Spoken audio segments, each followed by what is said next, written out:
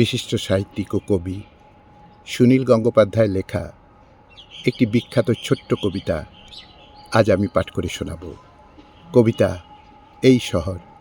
শুরু করছি। প্রথম এই শহর আমার কাছ থেকে লুকিয়ে রেখেছিল তার শিহরণ জাগানো গোপন অঙ্গ প্রত্যঙ্গ।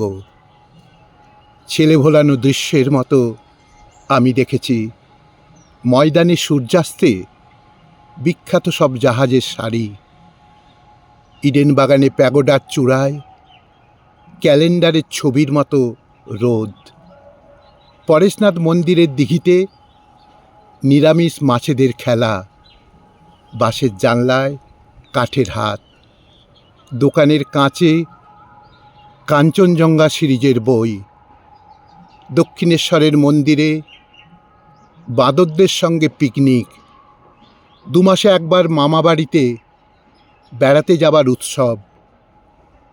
ক্রমশ আমি নিজেই খুঁজে বার করি গোপন সব ছোট ছোট নরক, কলাবাগান, গোয়া বাগান, পঞ্চাননতলা, রাজাবাজার, চিতপুরের সুরঙ্গ, চিনেপাড়ার গোলকধাম, সোনাগাছি, ওয়াটগঞ্জ, মেটেবুরুজ।